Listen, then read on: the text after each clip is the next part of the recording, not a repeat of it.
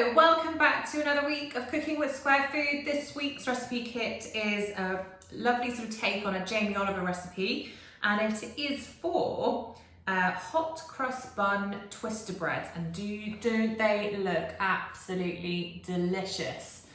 They're full of lovely spices and butter and sugar and fruit, and they've got all of that lovely taste of a hot cross bun, but it's a little bit easier to make. So I really hope you enjoy cooking it this week. So I'll just talk you through the ingredients. So first of all, we've got 500 grams of some strong white flour. We've got a teaspoon of some fast action yeast. In this bowl here, we've got some dried fruit. There's just a mixture of sultanas, raisins, a bit of mixed meal left over from making mince pies at Christmas. I've also got some golden caster sugar. Any old sort of sugar will really do. This is 50 grams. We've got 2 teaspoons of some mixed spice, which is usually things like cinnamon, cloves, can be a little bit of allspice, and so sometimes it varies, and maybe a little bit of ginger as well. I've got some soft butter, that's 40 grams of soft butter. And you want to make sure that it's really quite soft. So if you've got a microwave, you can sort of just blast it for a couple of seconds or so. You want it really soft so that we'll be able to spread it out a bit later. And then finally in this bowl here, I've got the icing sugar. So the first thing that you're going to do is to make your bread dough. So it's our standard sort of recipe for bread dough, but this time we just reduce the water a little bit to just 320 grams or millilitres of water. We don't want it to be too sticky because we have to roll this dough out. So the first thing that you want to do is grab your yeast, which is going to be in your flour, in your recipe packs, and you're going to add in 1 teaspoon of yeast. And then we're also going to add in 1 teaspoon of salt as well. And then in this jug here, I've got 320 grams of water measured out. I like to weigh it. It's the easiest way of sort of making sure that it's accurate. So any old water, and if you can make it slightly sort of tepid or just a little bit warm, it will speed up the process of proving your bread. So all of that is going to go straight into the bowl. And then I just use my hands, but if you don't want to get too sticky, just use a spoon. And then you're going to stir it up, and it should come together into a nice sort of dough quite quickly. You want to sort of really work around it. Try to use only your fingertips if you are doing it with your hands, rather than getting your whole hand covered. So if you can see that, I've just got the sort of top half of my hand covered with the dough, so you can not get too messy. And then once I've got everything roughly together, what I tend to do is just tip it all out onto the work surface, and then just using my hand, I'll scrape around the edges of the bowl just to get all of that flour out. And you don't want to mess around too much with ratios of flour and water. So quite often people add a lot of extra flour if they think it's too sticky. Don't do this because it will affect the end result of the dough. So even though it might feel a little bit sticky, resist the urge to add any more flour. So you can see it looks fairly rough, and what you want to do is just like this, kind of bring it together. And the beautiful thing about making a bread dough is that you think, oh God, it looks absolutely nothing. And then suddenly it becomes this beautiful, silky, stretchy dough. So just squash it together, and you can see there's a few bits of this dry flour around. So you just want to make sure you get that in.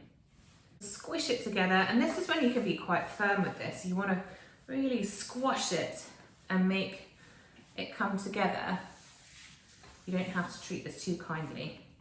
I always like to think if anyone's annoyed me that day, I can take it out on the bread dough. So it will start to feel a little bit stickier once you've incorporated all of that flour, but I'm going to show you how to bring it back to it not being so sticky again. So if you could just see that, I'm just sort of rolling that along my arm like that, and that's called kneading. And it's such a lovely therapeutic thing to do. So you want to really sort of squash it along the surface of your table like that. And then if you're feeling a bit more brave, you can do the old whack down and flip it over like that. whack it down and flip it over. And so every time you're sort of stretching it up, stretching it down and flicking it around. You're working the gluten that's inside of that bread dough. And think of it like an elastic band. You want to make the elastic band really, really strong. And that's what's going to capture all of the lovely gases that come off the yeast and make your bread rise really beautifully. So you want to do this for about 5 minutes until your bread dough becomes silky, smooth, and super, super elastic. So I've been kneading this for about 5 minutes now, and I can feel that it's lovely and elastic. And if you stretch it, you can see that it sort of springs back on itself again. The other way of knowing if your bread dough is kneaded enough is if you just shape it into a rough ball shape, by sort of just tucking underneath itself and then shaping it into a ball like that. That if you just take a finger and then just lightly press it, and you can see that it's bouncing back really beautifully, and I'm being quite firm there actually, and it's bouncing really sort of quite nicely back, which means that I've built up enough elasticity to make this bread dough really work really nicely. So all I'm going to do is pop that back into my bowl. You can grease it lightly just to help it not sort of stick. And then we're going to cover that with a tea towel, and we're going to rest that in a sort of quite nice warm place for about an hour to an hour and a half until it's almost doubled in size. So whilst we're waiting for our bread dough to rise, we're going to make the filling for the hot cross bun twister bread. So into my lovely soft butter here, I'm just going to pour all of that sugar and all of my spices. And then you just want to very simply mash it all together until it becomes sort of this lovely paste. So you can see how that's become this almost sort of treacly looking paste. And you really do want your butter quite soft, because otherwise it just will never get to this point and you won't be able to spread it out a bit later. So either sort of you can melt it, mix everything together, or just pop the butter for a little bit into the microwave until it's nice and soft. And then we're just going to leave that to one side, and then I'll show you how to prepare the rolls a bit later. So the dough's had about an hour of proving time. Could do with a little bit more, but it should be absolutely fine at this stage. So you can see it's risen quite nicely. So I'm just going to dust the work surface with a little bit of flour. And if you sort of coat your hands in a bit of the flour too, that's just going to help it stop sticking. And then we're going to just pull out the dough and pop it onto the work surface. So a little bit more flour just on the top now, and you can see it's really sort of puffed up and it's almost sort of pillow-like. We don't want to knock out too much air or treat it too sort of roughly at this stage, but you can sort of dust it with quite a nice amount of flour. So what I'm going to do now is just roll it out into a rectangle. So you just want to put a light bit of pressure on the dough, and it should move really, really easily. And you want to turn it and keep sort of rolling very gently. I'm not putting too much pressure on this dough. I'm just very gently sort of rolling it out into that sort of rectangular shape. So I'm going to do a little bit more in that direction. So it wants to be about that thick, or sorry, that long. So it wants to be about that long, and then just slightly wider than it is. So that's about perfect. So it's just about the sort of same length as a sort of rolling pin. And then once you've done that, you're going to take your mixture that you made earlier, and you're just going to plop that on the dough. You want to scrape out all of that, and then we're just going to sort of almost sort of spread it on the dough everywhere. So that takes a little bit of time. Take your time with it, don't rush it. If it takes sort of 5 minutes, that's absolutely fine. You just want to make sure that it's nice and smooth and even. And then once you've done that, you're going to take all of their fruit and you're just going to sprinkle that on the top and sort of press it down into the dough. You can be fairly fine with it, but you just want to make sure that it's evenly spread, like this. And then this is the fun part.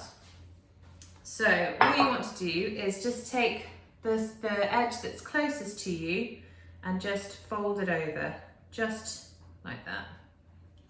And sort of press down so you've got a nice sort of seam. And then we're just going to roll it quite gently into a little sausage, like that.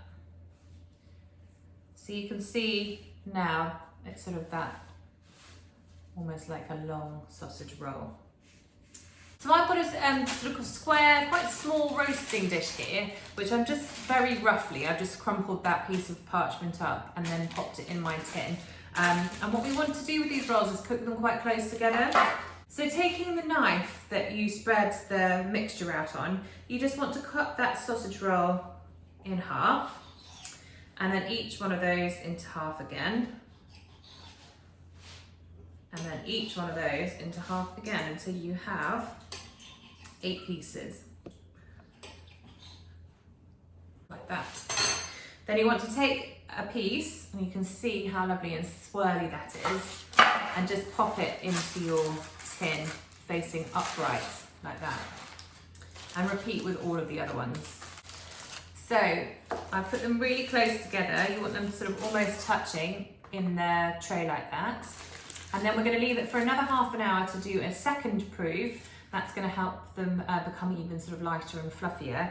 So again, just leave them in a nice warm place for about 30 minutes to 40 minutes. And then we will bake them. So you want to preheat your oven at this stage to 160 degrees if it's a fan oven, or 180 if it's a conventional oven.